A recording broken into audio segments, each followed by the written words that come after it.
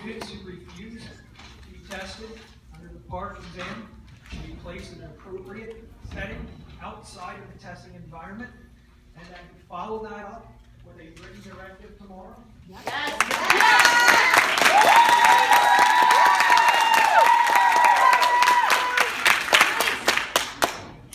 Okay, then I guess I'll read the test. You should. So on November 7th, Commissioner Heskey stood in front of a room full of educators and took a lot of heated questions about the quantity and quality of the testing that his Department of Ed was planning on subjecting our public school students to over the course of this school year. Unfortunately, Commissioner Heskey chose to believe that we were expressing a minority opinion and insisted that the number of people who would refuse to take the PARCC would be less than 1/10%.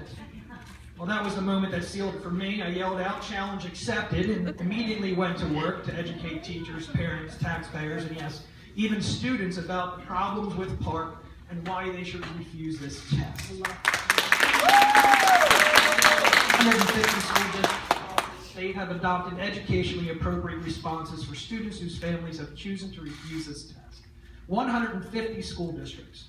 In some districts, like the one I teach in, we have so many individual refusals that we will fall below the mythical 95% threshold and risk unleashing the apocalypse.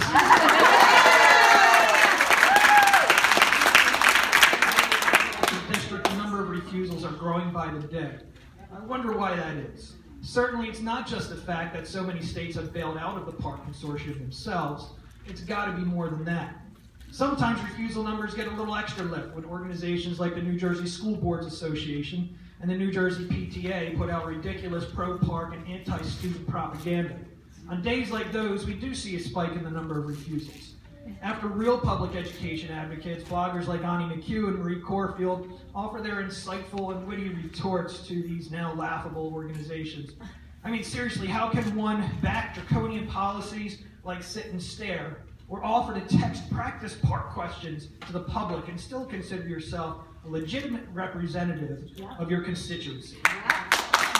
All this for a test that, while the rest of New Jersey knows is in its death knell, others insist it's so good that teachers won't need to test prep, and yet the texting service. So thank you, New Jersey School Boards Association, for attempting to drive a wedge between school boards, the people who elected them, and the children they are supposed to be there to serve. And thank you, New Jersey PTA, for your relentless shilling for the corporate entities that are really driving this test.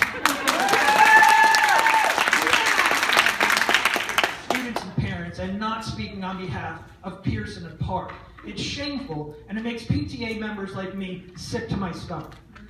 In fairness, however, no single person is more responsible for the jump in refusal numbers than Commissioner Heskey himself. Every time the commissioner says something ridiculous about the test, we see a spike in refusals. I mean, let's face it, besides all of the other reasons that people are refusing this test, forcing people to take a test is un-American at its core. Urge the school districts to revisit their disciplinary policies, aka threaten families with sit and stare tactics. He raises the ire of Americans on both sides of the political spectrum. It immediately prompts the questions, why does the commissioner need to strong-arm the public into taking this test? And what's wrong with this test? Furthermore, the commissioner's lame attempt at getting local districts to do a better job of selling this test to their constituencies is feeding the fire as well. At Heskey's request, districts are hosting informational sessions during which local administrators can't answer certain questions because they haven't gotten guidance from the DOE, or can only respond with, well, that's what the DOE has told us. Districts that held take the test nights really did our work for us because nothing says this test is awful like the test itself.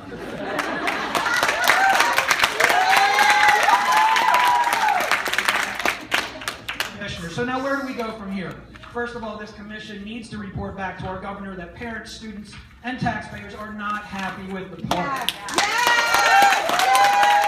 We're being told that this test is the be-all and end-all of tests. We want to know why, if it's so good, the governor's children aren't required to take it. Why is every single child in New Jersey required to take it? This commission needs to tell the governor that this testing machine needs to be dismantled. It should be far less often and far less intrusive.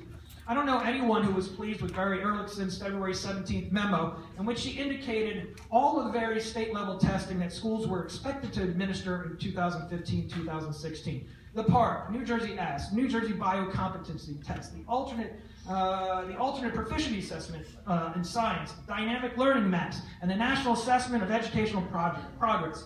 This doesn't include authentic teacher-created assessments. It doesn't include other tests that might actually pose some benefits to students like AP exams, PSATs, SATs, and the ACT. It also doesn't include midterms and finals that many schools are now doing away with in order to find the time for mandated state-level assessments.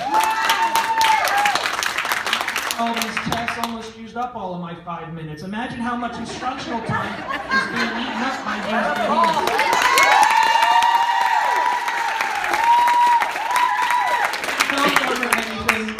Tell him, final thoughts, tell him enough. Tell him we've had enough. The Commissioner, the Department of Education, and all of their cronies have ticked off an awful lot of people trying to force this PARCC test down our throats. We're not going to take it. We're going to refuse. We're going to continue to disrupt whatever it is that you do that violates educational practices that we know are best for our children. We don't trust your ability to make those decisions for our children anymore. As far as I'm concerned, I have no confidence in the New Jersey DOE's leadership on issues that impact our public schools, and I'm not going to simply sit back and go along with decisions being made by this department any longer. I've got a feeling there are a whole lot of people in New Jersey who are with me too. A whole lot more than 1/10 of 1%.